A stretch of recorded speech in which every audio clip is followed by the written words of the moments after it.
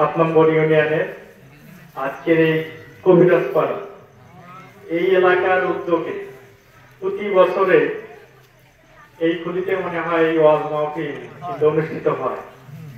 আজকের এই ওয়াজ মাহফিলে সম্মানিত বক্তা উপস্থিত রয়েছেন পীর সাহেব এবং অত্র এলাকার আমার সামনে উপস্থিত রয়েছেন অত্র এলাকার মা মুরব্বী ভাই চাচা জ্যাঠো এবং পর্দার আড়ালে রয়েছেন আমার মা বোনেরা।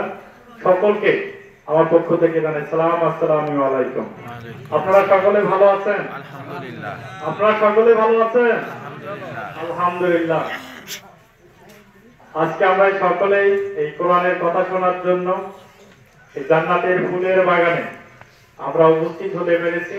সকলে মহান রব্বুল আলামিনের দরবারে আমরা শুকরিয়া আদায় করি, সকলে বলি আলহামদুলিল্লাহ।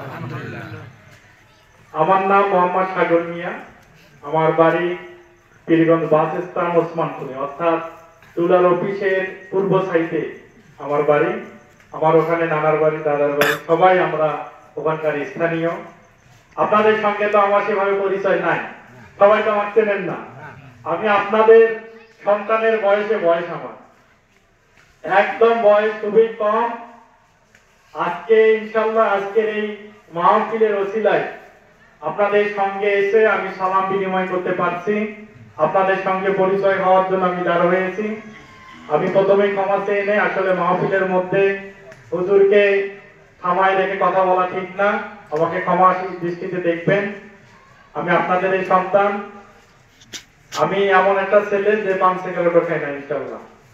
আমি আপনাদের দোয়ায় ভালোবাসা ডিসেম্বর মাস থেকে শুরু করে 9 মার্চ পর্যন্ত 122টা মাহফিলে কথা বলছি। আজকে রমজানের মধ্যে আজকের এই মাহফিলে 123তম মাহফিলে আমি কথা বলছি। আমি ক্ষুদ্র মানুষ, একদম খুবই ছোট মানুষ। আমি কোনো চাকরি করি না, ছোট মোটো ব্যবসা করি।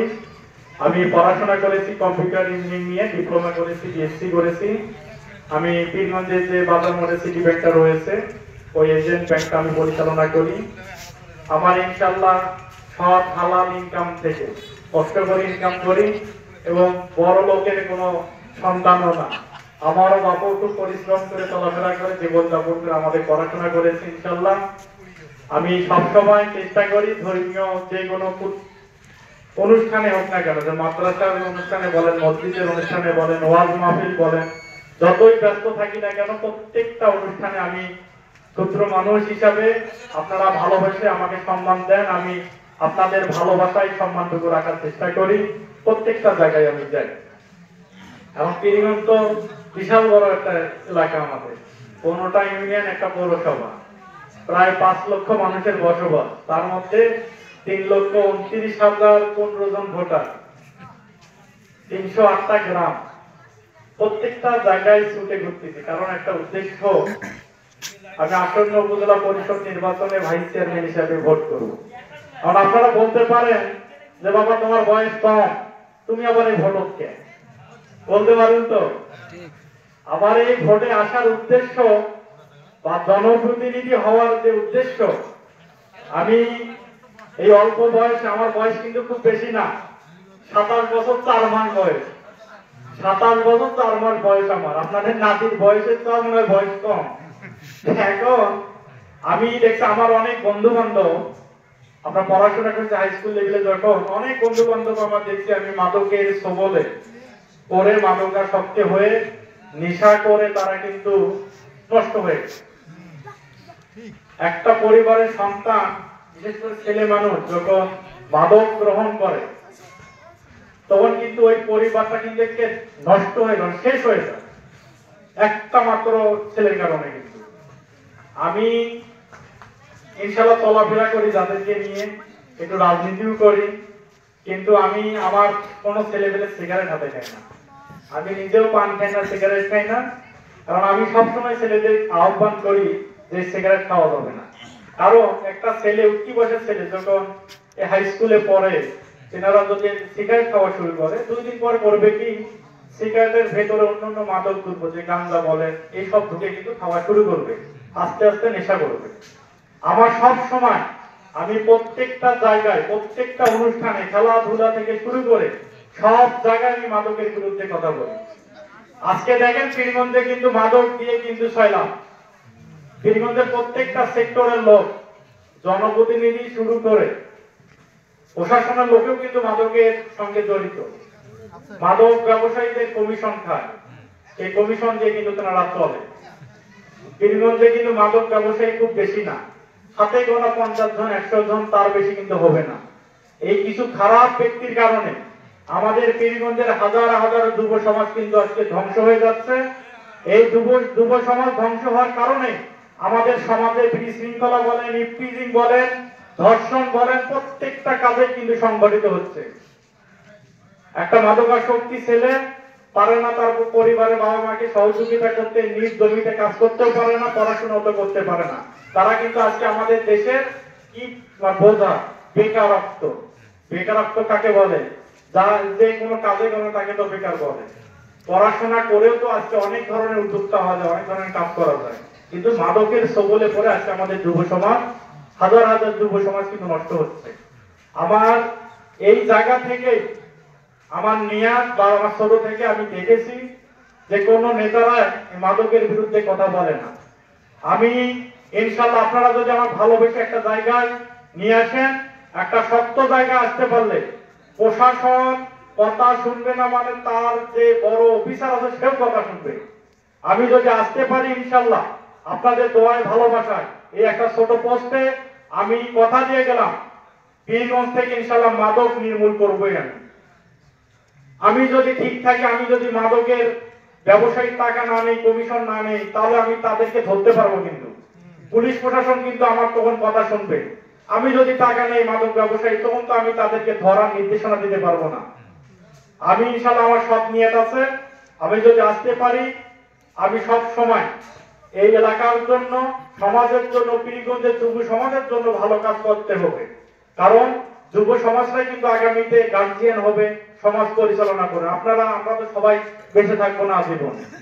আমরা আজ আজ কালকে এখান থেকে কেউ চলে যেতে পারে, আল্লাহ যার অর্ডার হবে সে মারা যাবে, কিন্তু মৃত্যুবরণ হবে।